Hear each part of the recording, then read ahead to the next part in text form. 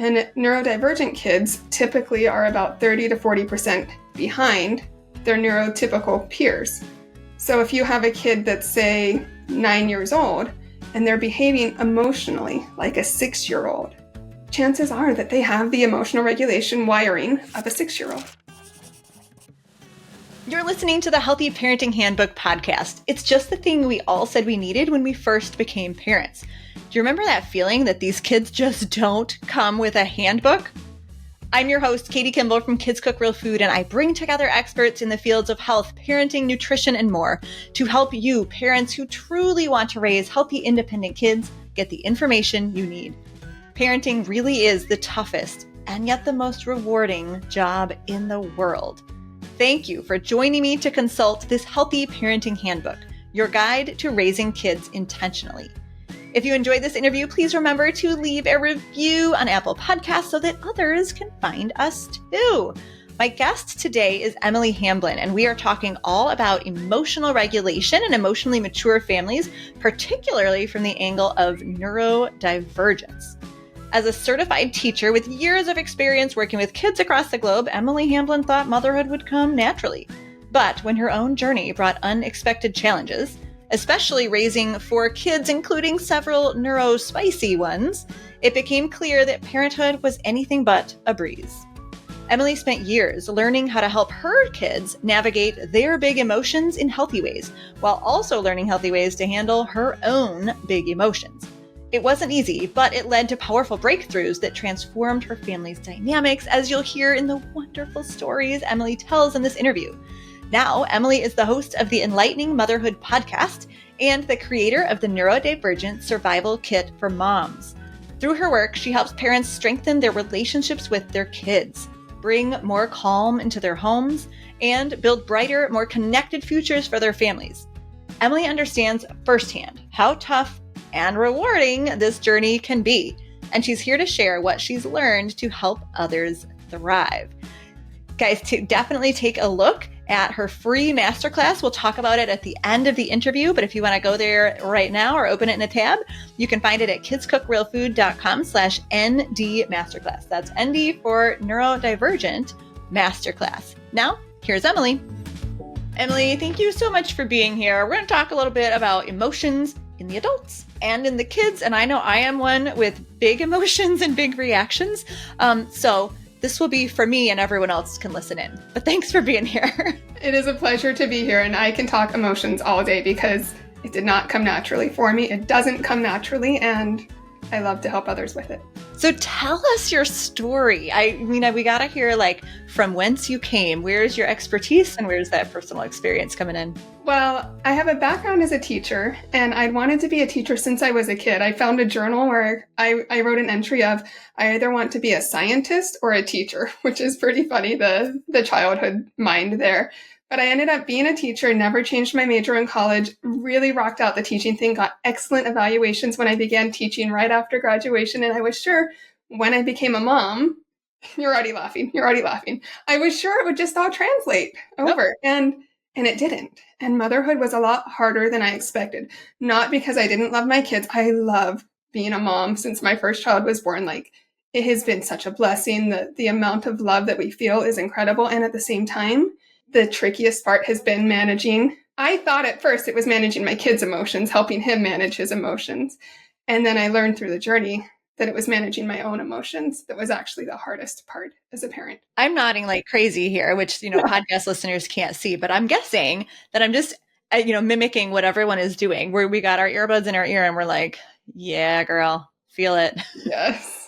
And for me now, I have 4 kids. My oldest is 14, youngest is 3. So I'm definitely in the thick of parenting.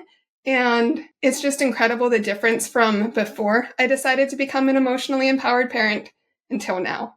And I remember, if it's okay, I'll share one key moment where everything kind of came to a head for us. Oh, please do. So this was before I knew I was neurodivergent. I didn't even know that word with multiple teaching degrees. I'd never heard the word neurodivergent. Isn't that crazy? And I didn't know my kids were neurodivergent. I just knew that typical parenting advice wasn't working for us. And it was one of those cold, foggy mornings where you could hear the wind rattling the windows, and I'm kneeling on the cold white linoleum floor.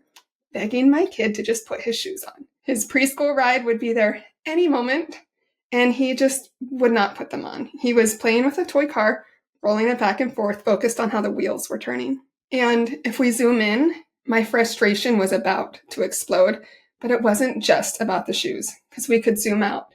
I didn't sleep well the night before. I was up before dawn with the toddler. We had cold cereal the night before again. The house was a mess, and I felt like it wasn't just survival mode for this short period. It was like I was in it as a season of life, and it was a way of life for our family. My husband would come home from work, and sometimes I would just explode at him because I'd been holding it together all day, or I'd explode before he came home on the kids, Right. or turn it inward on myself and just let my inner critic really dig on me. It all came to a head this morning as I'm kneeling for what felt like the 100th time. Please, just get your shoes on. He had it. He starts melting down. He's screaming at me. I get within inches of the face of this boy that I love, and I scream so loudly and so ferociously that he stops melting down and begins to cry because he's terrified of his own mom. Oh. And I thought, this isn't the life I wanted. This isn't the family dynamic that I want. These aren't the memories I want my kids to be making. And so that day I made a choice. Do I want to keep going the way I'm going, or do I want to change? And that's when I realized that the key to helping my family thrive emotionally is for me to become that emotionally empowered parent. So I went down this incredible journey of learning so much. I'm still learning so much, but it's been years now, and our family dynamic has completely changed. And I juxtaposed that moment for another one I had recently where one of my kids didn't want to brush their teeth, and they began melting down. They're sitting on the brown tiled floor of our bathroom just screaming at me about not wanting to brush their teeth. And I stayed calm, and I stayed really compassionate, and I understood why they were melting down. I knew what to do to help. I could think clearly, which I couldn't do when my emotions were super high. And I was able to help de-escalate that meltdown from what would have normally been, like years ago, that would have been a 45-minute meltdown. And it was maybe 2 minutes long. And at the end of that meltdown, my kid looked up at me and said, "Mom, it's just like I had so much in my brain it had to come out." And my child would have never been able to explain that before because I was too emotionally worked up. So anyways, that's why I'm passionate. I want to help other parents who are in the thick of it, who find it to be more challenging than they thought, to really make it a lot easier and more healthy for everyone. I am sure parents, moms especially, are connecting so deeply with your stories. I mean, we know we learn by stories and we are inspired by those stories. And those two juxtaposed moments being so different in the way you feel afterward and the way your child feels afterward. And basically, I mean, the rest of this interview is going to be how to do that, all the little steps. But if you wouldn't mind, I would love to just hear what words you used or actions you used in the brushing teeth story to make that a 2-minute meltdown. What did you say? Actually, I said very little, and that's what helped. Children, when they're in the middle, like the peak of a meltdown, usually more linguistic input kind of adds fuel to the fire, because language is mostly used up here in our prefrontal cortex, our thinking brain. But when they're in the middle of that meltdown, they're more down here in their emotional brain, and the amygdala in the survival brain. Yes. So when we're adding linguistic input, the brain can't quite sort that out with everything else that's going on. If I do talk, it's usually just reflective listening. If they're saying things like, "I don't want to brush my teeth, I shouldn't have to," I would just say, "Oh, I hear you. You don't want to brush your teeth. You don't have to." If there's a boundary to be held, like say there's a sibling and they want to throw their toothbrush at the sibling's head, then I might say, "I won't let you hurt your sibling." Like that would be the only word. And I would physically stop it while they're in the peak meltdown. If they're revving up, there's other things I might say if they're revving down. But in that peak moment, I just want to communicate safety. I sat on the floor with them. I know not every parent can sit on the floor, and I have 3 other kids and we have a lot of neurodivergence, so it can't always happen. But in this moment, I just sat on the floor, kept a distance so they wouldn't hurt me by accident, held boundaries, held space, and just showed compassion. I made a really, truly caring face, not a pretend like, "Oh, I'm pretending to care," but like inside I felt so much compassion that this child was really struggling, and I showed them calm and I showed them peace, and then they were able to de-escalate pretty quickly. Amazing. Do you love that I asked the completely wrong question? What did you say? So we have, we parents, even former teachers like me, like your story is very similar to mine. I've been parenting a long time as well. My oldest is about to be 20. and I still ask the wrong question. So we get stuff wrong. What are some other maybe common beliefs or misconceptions that parents have that would get in the way of their family being emotionally mature, which is the goal? I just want to say something, Katie. I don't think that was the wrong question. I think that was the perfect question. And that is actually one thing we worry a lot about in parenting, right and wrong. What if we just do what feels best? And sometimes we realize, oh, that didn't work the way I'd hoped. And so I'm going to learn from that. And I think that can help us make progress. But probably the biggest belief that I see a lot of parents have that really gets in the way of making progress is this belief that we need to do it all alone. That if I get help, it's a sign of failure. And that could not be further from the truth. I believe, first of all, parenting was never supposed to be done alone. It's always been done with support, always, throughout all of human history. And also, I think that getting support is a sign that you care. It's a sign of strength, and it's a sign of being willing to learn and grow. That is super interesting. So when you say not alone, do you mean partnering with like a spouse or a parenting partner in our home, or looking to, like, you must have looked to other sources to learn from out there? It could be if you're married, looking to your spouse. Yeah. If it's, I hired a house cleaner until she found another job. Now I need a new one. Oh. And I know it was interesting. I felt some shame around that. Like, I should be cleaning my own house. And it's interesting that shame pops up. Hiring friends or babysitters, if you can't hire, doing a trade of services. And also, of course, looking out. I read so many books. I took parenting courses. I went to trainings. I did podcasts. Like, I really just immersed myself kind of obsessively. It's my ADHD hyperfocus, I guess. I really, for years. And then this experimental mindset of, okay, I've learned this new tool and strategy and I'm going to try it. And for me, it took years of, okay, I'm trying this strategy. Oh, that one didn't work. Do I tweak it, or do I just kind of discard and move on? And with ADHD, we love novelty. So I'm always learning new strategies to regulate my own emotions and help my kids with theirs. Oh, that's super cool. And now, of course, you teach others because you have that heart of the teacher. But I love that one of your strategies was to hire a house cleaner. And it goes right back to that story. You said it wasn't just about the shoes. My house was an absolute mess. We'd had cereal for dinner. And there were things that you didn't like that were weighing you down. And so part of the strategy of being emotionally healthy yourself, if I'm not mistaken, is to remove some of these issues, to solve them in other ways. Yeah, that's definitely part of it. I mean, I could go on and on about the beliefs that I've had to flip. Like, we also wait if we want to work on our own emotional growth or helping our kids with theirs. We keep saying, well, I'm too busy. I don't have enough time. And we wait for this perfect time. And it's kind of a newsflash of there will never be a perfect time, ever. And so we just have to make progress. I think it's about 80% of the biggest life breakthroughs that people see in their life tend to come when it's not a good time, but they keep making progress anyways. Right. I mean, our emotions are going to happen all day, every day. Why would we wait especially if we're at a point where we are boiling over, and screaming at our kids? So let's talk about that. If we're, after this podcast interview, of course, we're all going to be trying to work on our own emotional maturity and our emotional regulation so that we're in a better place to serve our kids.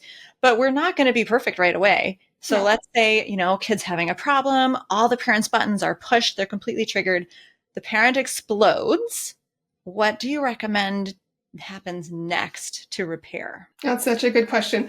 First of all, if the parent explodes, they're down here in that emotional brain. They're not up here in their thinking brain. So parent needs to have strategies to regulate their own emotions. I teach a lot of different strategies. One of my current go-tos is just box breathing, where you breathe in for however many counts you want. I usually do 8, and then I hold for 12, and then I breathe out for 16. I'm a flute player, so I have a really good lung capacity. Some people might need it to be shorter. It doesn't really those are matter. big numbers. My goal is to just hold your breath and breathe out for longer than what you breathe in. And you're intentional. That's one of my go-to strategies. And then thinking really helpful thoughts. Like, in that moment, my brain would probably default to very unhelpful thoughts like, I'm such a failure. I'm a horrible mom.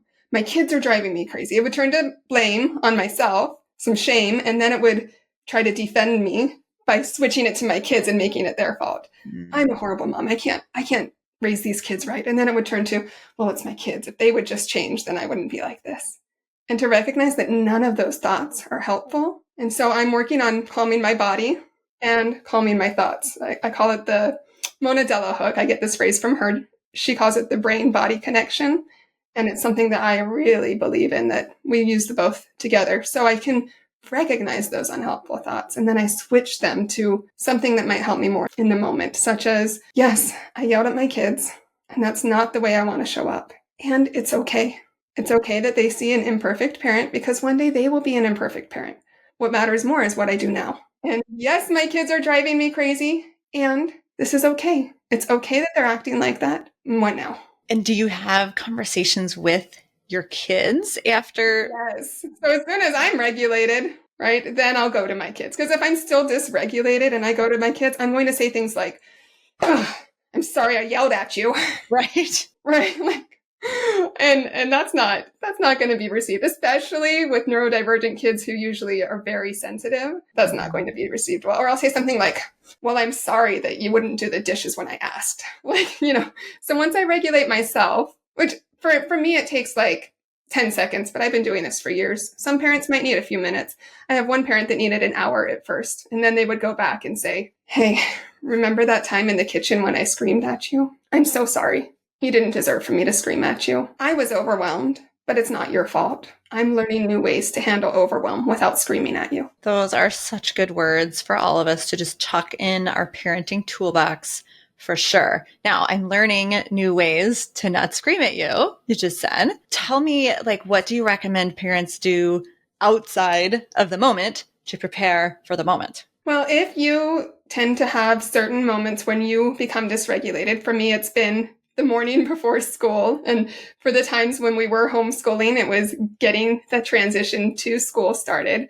And for me, that's been a really big time. And so on one hand, it's really hard because you think, oh, this always happens. This is when I always become dysregulated. And on the other hand, you can say, well, this is fantastic news because now I can plan ahead. The biggest thing is to start with self-compassion, work on a healthy mindset, and then understand, why am I dysregulated in the first place? So a few weeks ago, one of my kids snuck, I don't know where he found it, but he found a box of Nerds. My kids are very sensitive to artificial colors and sugars, and the emotional dysregulation usually goes through the roof. So I'm a little sensitive about it too. He finds this box of Nerds. He brings them to the carpet in the living room. We're not supposed to eat over the carpet in the living room. And he's just sitting there like munching on them. And I come in and I'm like, hey, buddy, you can't have those, right? And I kid you not. My kid looks at me, and then he turns the box of Nerds upside down and dumps it on the carpet and just stares at me. And I can tell you, I felt like all sorts of emotions flare up. And if this were Emily of 5 years ago, I guarantee I would have screamed at him. This Emily recognized, okay, why are my emotions flaring up? And this is where it's good outside of that moment, maybe it's after you scream or in a moment where you think you would scream, to kind of slow it down and to realize, okay, well, when I was a kid, if I did something like that, I would have gotten screamed at for sure, and maybe even worse. And so my nervous system has imprinted in it danger. So when my kid does something like that, my own nervous system wants to, kind of in a funny way, it wants to protect my kid. This is dangerous, what my kid is doing. So now I'm having a fire alarm go off. Not logic, just a fire alarm. And at the same time, as a parent, this is what I saw modeled for what parents should do when their kids behave like this. I also have stories in my head about what good kids act like and what good moms should do, and make sure you're really harsh with them. Things like that. And so to kind of slow it down and realize, what if this isn't an emergency? Because really it's not. If we zoom out, it's really not an emergency, even though in the moment it feels like it. So to remind myself, this isn't an emergency. I don't have to parent the way I was parented, and I can react differently. So slowing down in the moment, and we're only going to be able to do that. I mean, you can only slow down before the emotions happen. So that's why you might retrospect, look back and think, wow, how did that go? What could I have done differently? Just that examination. So yes, especially without the guilt. Because if we're sitting there going, oh, I'm this horrible mom, right? Then we can't think clearly. Then our cortisol levels are rising, and so our stress is higher. It's going to be hard for us to actually realize what's going on. So it's normal to feel that initial guilt when we act in a way that's out of alignment with who we really are. We are this caring, kind, loving parent. And I believe that of all of your podcast listeners. They are. They're kind, they're caring, they love their families. And when they act in a way that's out of alignment with who they are, we feel guilt. And that's just your body, your brain telling you, hey, what you did isn't really who you are. And as we work to move them into alignment with each other, we feel a lot better. So we feel the initial guilt, and that's great. That's just a message. Mm-hmm. Then we let it go. Okay, I got it. That was out of alignment. How can I learn from it? What can I learn for next time? Yeah, so good. Now, you've mentioned that you yourself are neurodivergent, your kids are neurodivergent. So when we come at emotional regulation from that angle, what difference does it make? All kids have emotional dysregulation, hopefully. All humans do. We're all born with a very emotional brain, fully developed. And then as we grow, we grow and develop that prefrontal cortex. It's not fully developed until we're like mid-20s, depending on the person. And neurodivergent kids typically are about 30 to 40% behind their neurotypical peers. So if you have a kid that's, say, 9 years old, and they're behaving emotionally like a 6-year-old, chances are that they have the emotional regulation wiring of a 6-year-old. And this is hard, especially for parents who have a twice exceptional neurodivergent kid. So they're neurodivergent, maybe they have autism, ADHD, and they're also highly gifted. Because we tend to think, you're too smart for this. Or we see a child that's brilliant. Apparently one of my kids is twice exceptional. We see them and they're brilliant. And we think, you are so smart. You're so capable. And then when it comes time for something like, hey, buddy, can you clear your plate from the table? They're screaming and they're melting down. And we're like, what is wrong? You're too smart for this. You shouldn't be behaving like this. And none of those thoughts are helpful. They're just not to understand. Okay, so there's different intelligences. I think every parent knows this logically, but we kind of forget it about emotions. Emotional intelligence, for a lot of neurodivergent kids, they're going to need a little bit of help because they have a prefrontal cortex that's a little bit behind. So, I mean, really, the takeaway here is awareness, that we've got to look at our kids with that awareness and that mindset of this is normal for my child, and I can't raise expectations beyond their developmental ability. So what kind of steps, or maybe the most important step, is needed for parents to teach our kids that emotional regulation? And I ask that kind of because I feel like if you just told your kid, like, hey, when you're about to feel a big emotion, just slow down. Like, I don't think. No, there's strategies. I teach strategies for parents, and I actually train parents on how to coach their kids, and I train parents on how to teach their kids, because it's going to be different. For sure. An adult. Just to back up really quick, yes, we need to understand that maybe developmentally they're not at that stage, but I also, for every kid, regardless of their neurotype, we just need to understand that they're doing their best. And for every parent, that they're doing their best. I was recently coaching a mom who said her kids were playing with the water filter on their sink, and they were like just kind of messing with it. And she told them, hey, stop playing with the filter. Stop playing with the filter. Time number 3, she exploded and screamed at them. And she was like, oh, my partner would have never done this. And so she's feeling really horrible and guilty. And even her partner's like, dude, why'd you freak out? It wasn't that big of a deal, right? And to understand, she was doing her best. She just didn't have the same, maybe, there's past experiences, there's nervous systems, there's brain wiring. There's a lot going into what causes the big emotion. And to understand, she was doing her best. She just needed different strategies, which we worked on developing for her personally. And the same with our kids. All of our kids are unique, every single child. I have 2 kids that have ADHD and autism, exact same diagnosis, and they're like polar opposites. So, even with the same diagnosis, every child is very unique. And to understand, they're all doing their best. They are really good kids who don't yet have the skill to handle that moment. And I always really emphasize that yet. So the place to start with kids, I always start on including them with my emotional journey. And that's why in that repair, I'm still learning ways to stop yelling. And I might tell them if I'm in the car, because we all have big emotions behind the wheel, don't we? And if someone cuts me off, I might say, I'm so angry right now.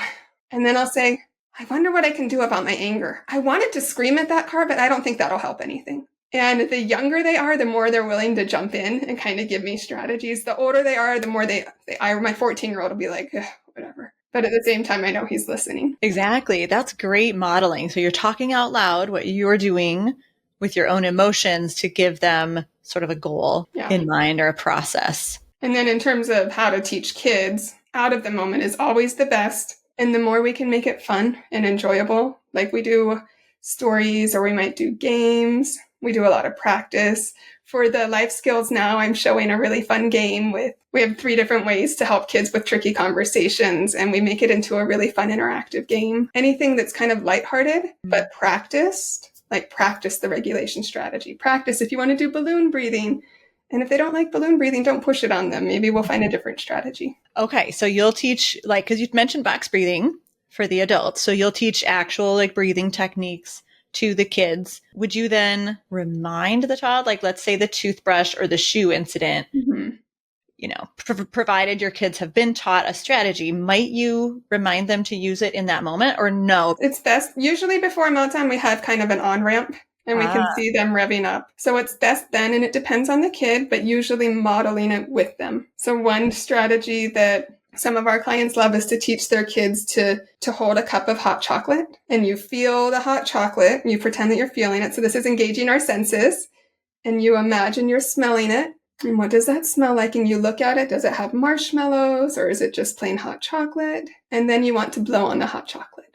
Not so it spills everywhere, but just so it cools down.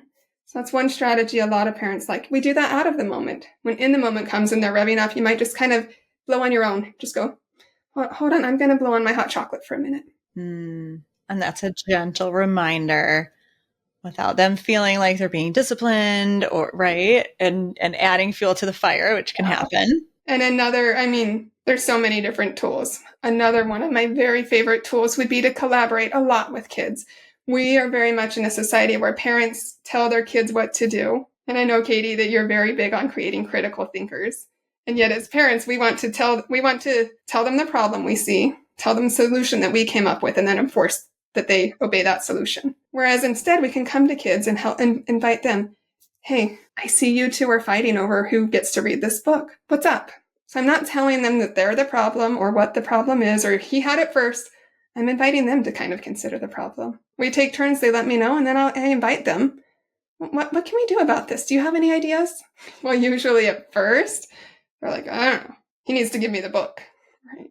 Or they'll come up with crazy solutions. One of my favorites, my kid was like, how about you print out a door that we can Velcro onto the floor? I'm like, oh, that would be so awesome. Just not going to be an option right now. And eventually, though, the more that we help our kids kind of be part of a team and problem solve and brainstorm with us instead of us enforcing the solution. Oh, goodness. A few weeks ago, we were in the car and my kids were eating granola bars. This is great for me to tell you with healthy eating, but it was one of those days. They're eating granola bars, and one kid looks at his brother's granola bar and impulsively just like takes a chunk of it and eats it. And of course, they're screaming, and I'm just driving, and I give him a minute because it hasn't escalated yet. And the one kid goes, hey, why did you take my granola bar? And he's like, it just looked good. And then I hear a few moments of silence. Then they say, well, you should give me a piece of yours then. The other child says, yeah, that's fair. Like they solved it themselves. They collaborated, they brainstormed, they identified the problem, they went through it all. But this is years of me coaching them through it. And it's easy for parents, especially busy, overwhelmed parents, which is all of us, to look at that advice and say, oh, but it takes more time. Like it's so much easier and quicker just to whack the mole. Like you have a problem, I'll fix it. Whew, mole has been whacked. Mm-hmm.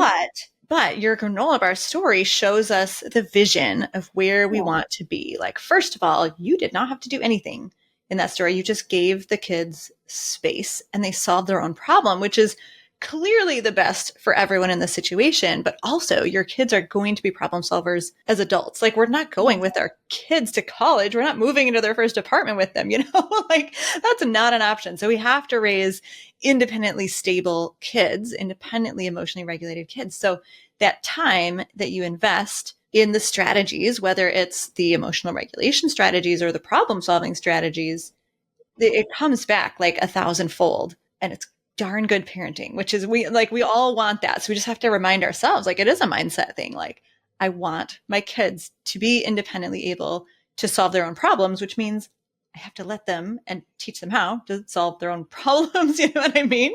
But sometimes we're just in that like busy mode and we just go, solve the problem. I'll actually catch myself sometimes starting to solve my kid's problem. And then I'll out loud verbalize and say, no, wait, mom's job is not to solve your problem. I'm done now. I need you need to think of some solutions and I can help talk you through them, And then I'll literally like articulate. And so hopefully like that's another form of modeling our thinking, right? Where the kids are like, oh, mom's probably not going to solve our problems. And there are, to bring some realness to this, because I'm all about authenticity. I'm a hot mess, so I can't not bring that to the table.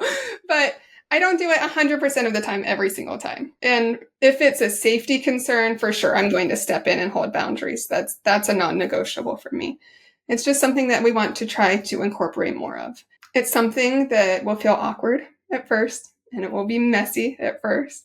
We have a whole 5-step process we walk parents through, and a lot of parents actually fill out like a workbook and they write it out. How am I going to help my kids problem solve? Because it's just so different than what's naturally ingrained in us from our upbringing. But when we think about it, like you said, this is a life skill, and it's something. So we're kind of developing our own skill of coaching our kids, and we're helping them develop the skill of problem solving and collaborating with them. That is so good. I'm super curious, Emily, are some kids naturally better at this? Do they catch on better when being coached, or does everyone have to work with it? Because it definitely feels like it comes with being human.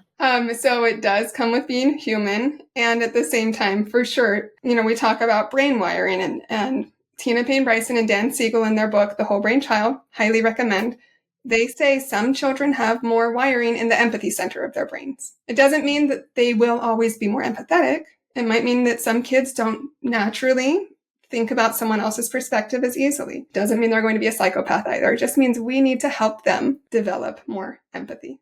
I put the psychopath term in there because I know in my really hard moments, I'd think, they're not thinking of someone else. They're going to be a psych. That's just where maybe it's my neurodivergent brain it would go to. No, it just means they have less wiring of empathy, and we can help them develop that. There's a lot of different skills and ways to help them develop empathy. And that's one piece, right? That's one piece of this. So in short, yes, it's something every human can work on. We see adults that don't think of other people's perspectives and can't problem solve and collaborate. So I wouldn't just say they'll grow into it. And at the same time, our brain is has a lot of moldability. So it can learn, and we can learn and grow, and our brain can grow. Yes, which is such an important message of hope for sure. Now, I always have to ask something about food, Emily. Do you find that working in the kitchen or like eating together, clearing the table, loading the dishwasher, stuff like that is a helpful or hurtful place for practicing emotional regulation? Ooh, this is such a good question. Can I say yes and no? Of course. 2 flavors of ice cream on 1 cone is my deal. Yes.